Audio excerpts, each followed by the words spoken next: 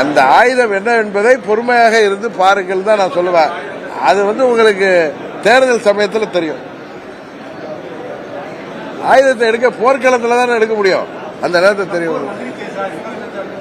போர் வர்றதுக்கான சூழ்நிலைகள் உருவாக்கிட்டு இருக்கு. அதனாலதான் பழனிசாமி எதையும் புரியாம கொல்லிக்கட்டை எடுத்து தலையில சொரிஞ்சிட்டு இருக்கார். புரியுதா?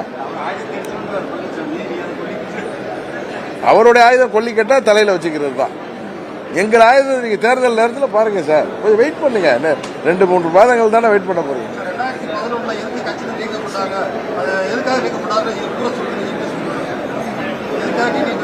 அது எல்லாருக்குமே தெரியும்.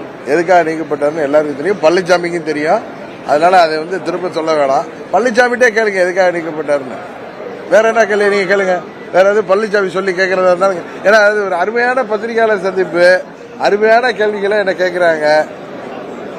கரெக்டா? நீங்க அதே மாதிரி நேரத்தில் நீங்க ஏதோ ஒரு PhD கிளாஸ்ல ஆல்பா ABCD கிளாஸ் மாதிரி கேட்கறது அது உங்களுக்கு பெருமையா இருக்கலாம். எனக்கு அது சிரிப்பு தான் வருது.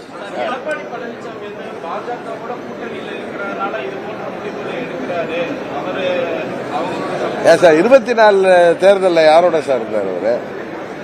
என்ன சார் கேள்வி? 24 தேர்தலில் யாரோட கூட்டணியில் இருந்தார் சொல்லுங்க.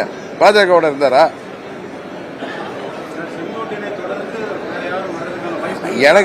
எனக்கு யூகம் ஜோசியத்தில் தெரியாது. எனக்கு